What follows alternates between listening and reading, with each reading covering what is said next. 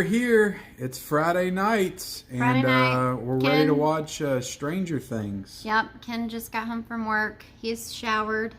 I'm showered. I'm, kind of shaven, and I'm ready to watch Stranger Things. I'm ready to take the trip back into the Upside Down. We went to the Danger Zone last night. Now we're going to the Upside Down. Yep.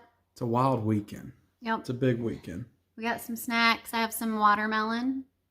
Nice healthy snacks. Watermelon. And yeah, I don't know. I'm going to, hopefully they'll do like a little quick recap. Yeah, because I think we kind of need it. Yeah, so I'm excited though. I don't know what to expect. I either. expect that they're all going to be really tall and really old now. They're probably going to look like young adults instead of kids. 11, what's her name? Millie Bobby Brown. Yep. She, like, I've seen her too, like, the actress, and she seems like she's trying to be very mature as well. And she, like, I see in the comments, she gets so much hate for trying to look like she's older than what she really is. Yeah. Like, she literally looks like she's in her 30s, but she's like, I don't know. Yeah.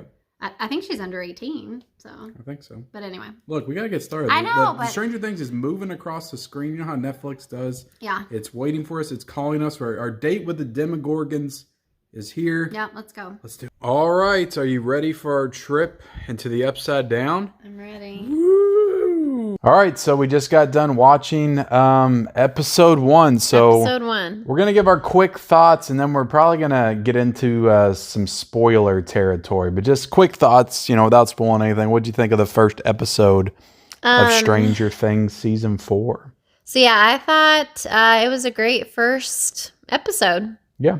Yeah. I thought the same. I was a little... the way it ended really sold me on the episode. Gotcha. I'll be honest. But yeah, this is a 7-episode season, but all the episodes are like over an hour long. So right. I think that one was like an hour and 25 minutes. So they honestly feel like movies. Like that felt like watching a whole movie. Yeah, I mean, was that first episode. They're all going to be movies, basically. Yeah, I think the last episode of the next part is like 2.5 hours or something. Oh, yeah. After, which that's supposed to be the series finale, because I think this is the last season. Yeah, like the last episode is like 2.5 hours. Yeah, it's craziness. Okay, so we both really enjoyed the episode. Yeah. Now we're just going to talk in general about it. So spoilers, I'm sure, are going to run rampant, but what do you want to say first off? What was your expectations going into this? Did they meet your expectations? Did the episode deliver? What were your favorite parts? Yeah, I mean, so there's a couple of things that come to mind. The first being the opening scene.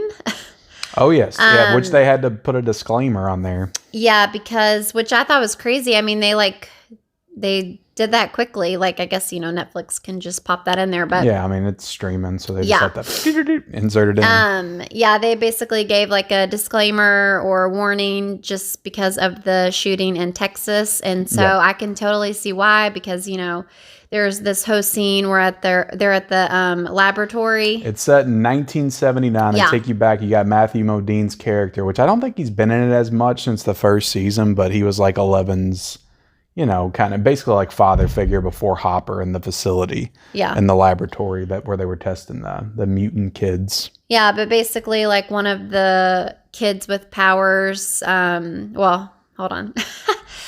A kid with powers, you don't know who it is. Yeah. Basically just goes rampant on the whole facility and just like is killing all of these other fellow kids with powers. Yeah. And I mean, it's just like a bloodbath. Which I'm a little confused because I thought in season 2 we met one of the numbers, but I think we met number 12. Okay. I could be wrong on this. I've only watched all these one time. But basically, like you see all these like dead kids everywhere, and it's like very bloody. In the hallway, like they're not in a school, they're in that facility, but it's still reminiscent of a school type setting. Right. And I mean, it's, children. So, but the shocker thing is that the kid that did it is 11. Is 11, and it's 1979, so that's probably about 5 years before. I think the first season's set in 84. I think the first season's set in 84. Okay. So she would have been. To me, she looked like she did in the beginning of the show, but. I think it was supposed to be younger. They did a lot. They did some CGI work. It did look like, Millie Bobby Brown, like a younger 11, but it was she was probably like 6 or 7 or 8 or something in that. Yeah. I would say. So that was like crazy. And then crazy opening. We got some like new characters. There's this one character, his name is Eddie.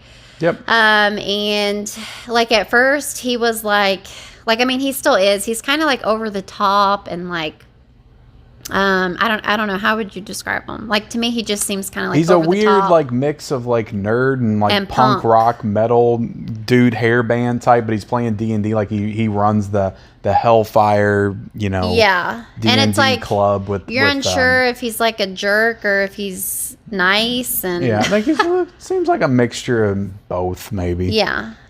So he's not he reminds you a lot of I forget his name, but the one that died. Max's brother from the last 2 seasons. He was a big jerk.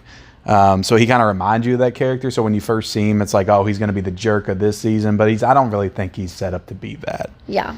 And we got to see, what was her name? Erica, made her return. She was a big hit in season 3. right.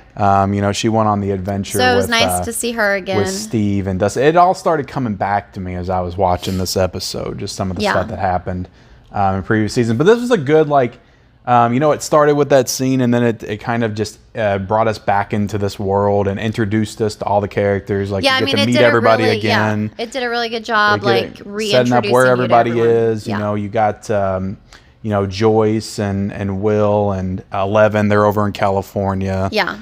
They moved at the end of the last season, which I forgot that only they moved. Like, for some reason in my mind, I thought everybody moved. But everybody else is still back in Hawkins. So, we're introduced to a new girl. I already forget her name, but she was a part of the big moment and scene at the end. Yeah.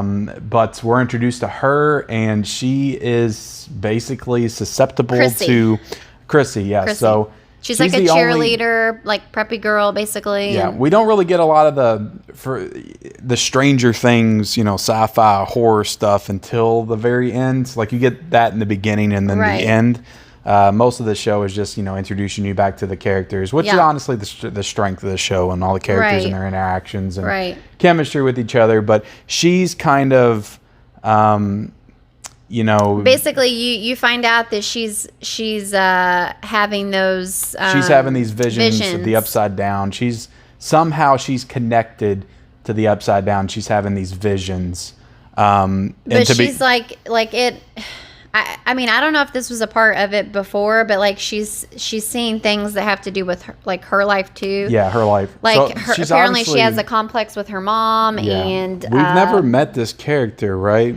No, and so she has some kind of connection. I imagine we'll learn about it later on. Right. I'm not sure, like, why her? Like, why is she being affected by the Upside Down, or the powers of that universe. But this show, like, clearly draws inspiration from a lot of stuff from the 80s, horror from the 80s. It has the entire time Stephen King type stuff. And I have to get this out of me because it just really excited me seeing at the end. But the end is like straight up Nightmare on Elm Street. Like the new villain that they introduced is Freddy Krueger. At least that's how I took it.